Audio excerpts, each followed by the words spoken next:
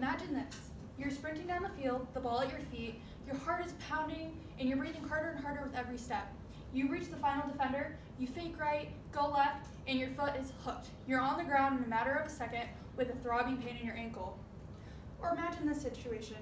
You're 20 feet in front of your goal, you see the ball soaring through the air, and you're getting ready, you're lining up, you close your eyes right before you hit it, and then bam, your head is aching. You didn't see the player right next to you hit the ball at the same time.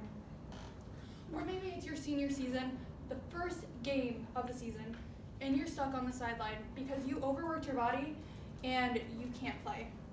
These are all possibilities and situations that occur in a soccer match or practice. I'm sure all of you have either played soccer or you're related to someone who plays soccer or you're friends with soccer, so this affects each and every one of you. Growing up, I started soccer as early as I could, so like when I was 5 for Park and Rec, all the way until this past summer. So I've played a lot, and I've personally been injured, and I've had other people who have also been injured. So to reduce the risk of soccer, removing the choice to head the ball among younger athletes, abolishing slide tackling, and taking out factors to put an end to overworked players would improve the safety for all participants. In this sport, concussion rates are extremely high.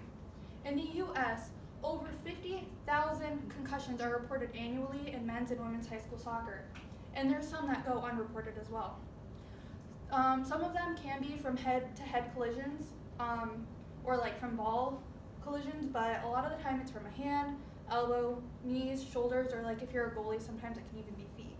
So one time I went to head the ball, I broke my nose, another girl's wrist right here hit my nose, so that didn't result in concussion, lucky enough. And then there was another time at a tournament, me and a girl went to head the ball at the same time. We collided heads actually, and like the skin right here on my face broke and there's a scar now. So again, lucky enough I didn't get a concussion, but I most likely experienced a subconcussion. So subconcussions are whenever your head has impact with something. So they can occur when you hit the ball properly or when you hit it improperly. So think about all of the times it's hitting your head. So in a study of high school students, or soccer players, they took neuro images of these students who had subconcussions, and it showed that it altered their behavior and cognition. So even though it wasn't a concussion, they're not going to have the same symptoms. They're not going to feel as much pain with it, but it still does change just like in a concussion. And younger athletes will experience this more because their brains won't be as developed, so this will have more an impact.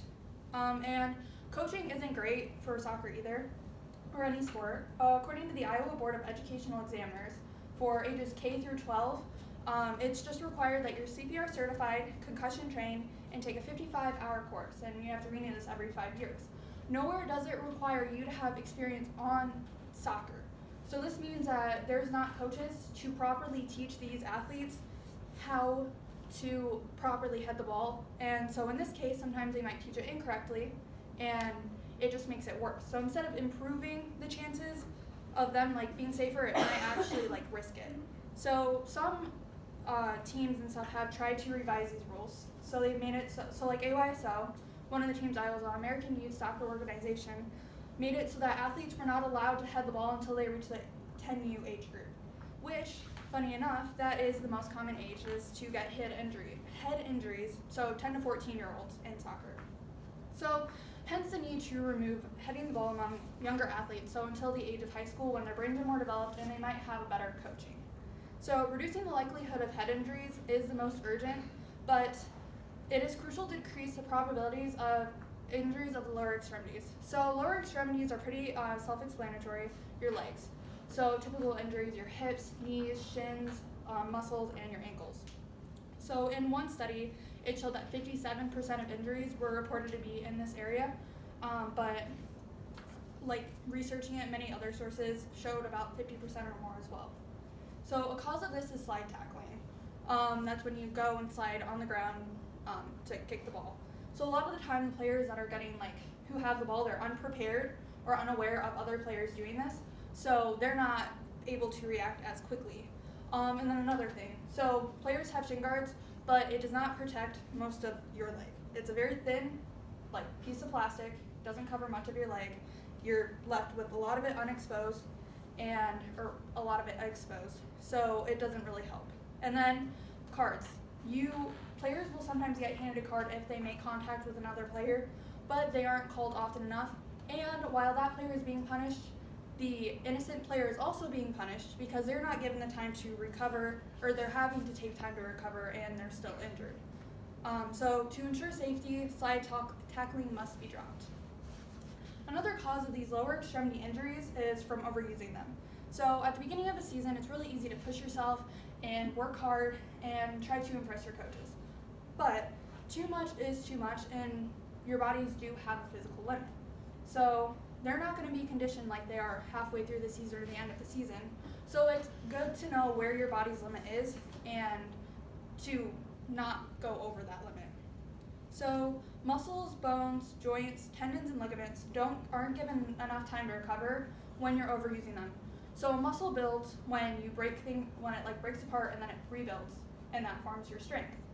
And if it's constantly being broken down, it's going to cause injury. So my senior year, my hip flexors were becoming weak because I had overworked them, and I actually had to go to physical therapy from it because they hurt so much and all the time. So other common injuries of this are of the Achilles tendon, patella, IT band, tibia, so shin splints, and stress fractures. So it's important for players to know their limits and not push past their body's limits. They can push themselves mentally, but physically you do have a limit. So as the body can only take so much damage, rules need to be updated so the players can take care of the body so they can take care of their body. Injuries in soccer are a growing problem, and with the removing the heading of the ball, slide tackling, and overusing the body, these problems can be fixed. Since uniforms lack the protection other sports have, action needs to take place. So it can start with the players. Take games with caution, know the risks, and know your body's limits, and take care of your body.